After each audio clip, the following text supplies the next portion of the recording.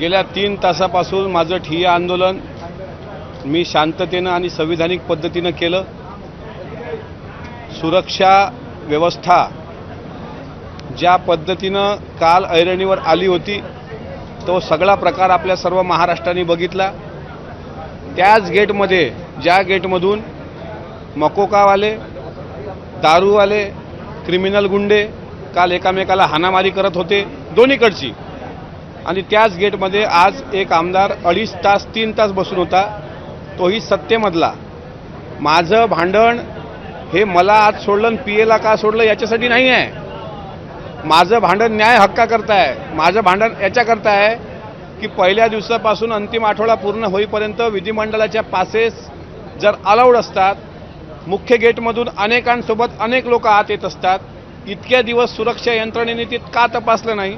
आणि आज म्हणजे काल रात्री 12:30 नंतर जे काही घटना घडली त्यानंतर सर्व सुरक्षा व्यवस्था टाईट केल्या गेली, आणि आज माझं नुकसान काय झालं तर ज्या शेतकऱ्याच्या प्रश्नावर मला सकाळी बोलायचं होतं किंवा प्रश्नोत्तराच्या तासामध्ये मला शेतकऱ्यांचे प्रश्न विचारायचे होते, नाईलाजानं तिथल्या सिक्युरिटीच्या नाकर्तेपणामुळं माझे हे 2-2.5 तास वाया गेले। याचं मला दुःख वाटतं। प्रश्न माझ्या पीएला आज सोडण्याचा नाही आहे, बाहेर ठेवण्याचा नाही आहे, पण जी लोक प्रामाणिकपणे एखाद्या आमदारासोबत शिकायला येणारे विद्यार्थी असतात ते कधी पीएच्या भूमिकेत येतात। आज तुम्ही जी सिक्युरिटी टाईट केली ते पहिल्या दिवसापासून जर झालं असतं तर कालचा तिथला राडा हा महाराष्ट्राला पाहायला मिळाला नसता। महाराष्ट्राच्या विधान भवनाची आणि एक संस्कृती आहे, एक शिष्टाचार आहे। स्वर्गीय यशवंतराव चव्हाण साहेबांपासून आदरणीय शरदचंद्र पवार साहेबांपर्यंत अनेक लोकांनी या विधिमंडळाचं नेतृत्व केलेलं आहे, मुख्यमंत्री म्हणून राज्याचं नेतृत्व केलेलं आहे।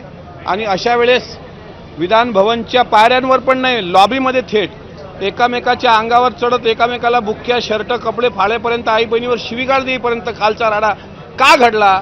त्याचं कारण होतं सुरक्षा व्यवस्थेमध्ये असलेल्या तिथल्या सुरक्षा रक्षकांनी कुठली तपासणी न करता सोडलेले आत गुंडे, आणि ते गुंडे काल सोडले गेले। आणि आज त्या गुंड्यांसोबत जी पोरं तरुण आहेत, जी पोरं काही शिकू इच्छितात, जी पोरं आमदारांसोबत येऊन इथं अभ्यास करू इच्छितात, त्यांना मात्र त्याचा त्रास सहन करावा लागला। आज अनेक विद्यार्थी हे बाहेर उभे आहेत। हा आजचाच प्रकार माझ्यासोबत घडला नाही।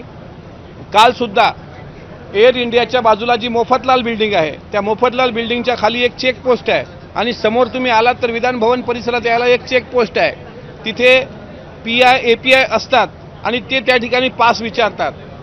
माझ्या खिशाला बॅच लावलेला असताना 2 दिवसांपासून मला पास मागितला गेला।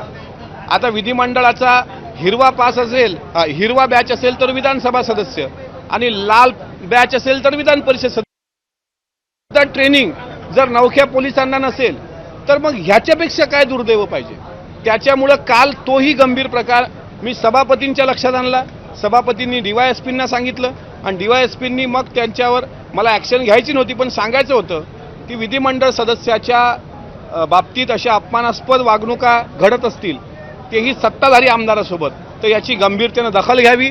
ज्या सिक्युरिटीने 3 तासापासून मला बसून ठेवलंय त्यांना सरकारने एकच प्रश्न विचारावा की इतके दिवस काल जो राडा घडला त्या राड्यामधले आरोपी तुम्ही मोकाट का सोडले?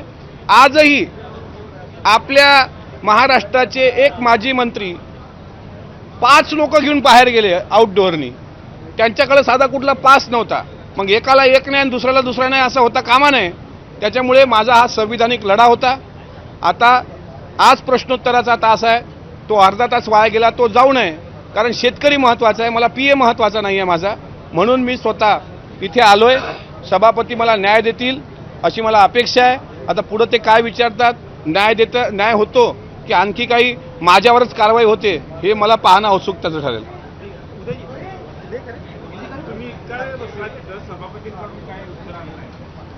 मला सभापती महोदयांकडून कुठलंही उत्तर आलेलं नाही।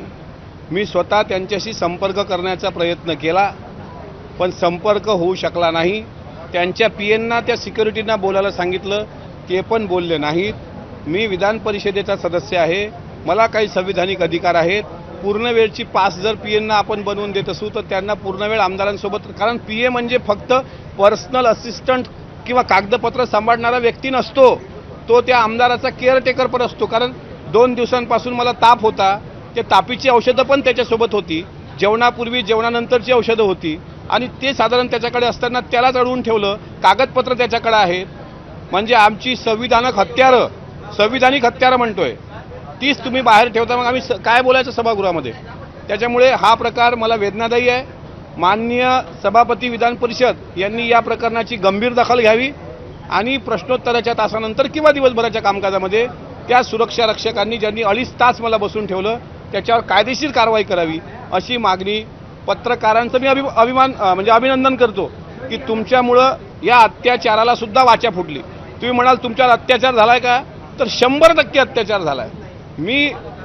माझी चूक काय ते एकदा सांगा. रोज ज्या मुख्य प्रवेशद्वारातून आम्ही येतो त्याच प्रवेशद्वारातून मंत्री पण येतात, त्याच प्रवेशद्वारातून राज्यमंत्री पण येतात, त्याच प्रवेशद्वारात मंत्र्यांसोबत राज्यमंत्र्यांसोबत 8-8, 10-10 लोक येतात. मग आमदारांसोबत एक पीएचा अलाउड झाला पाहिजे. याच्याकरता माझा न्यायिक लढा होता, तो मी लढलाय. आणि शेतकऱ्याचे प्रश्न महत्त्वाचे असल्यामुळे तिथून मी आता इथं आलोय, सभागृहात जातोय. मात्र माझा लढा कायम राहणार.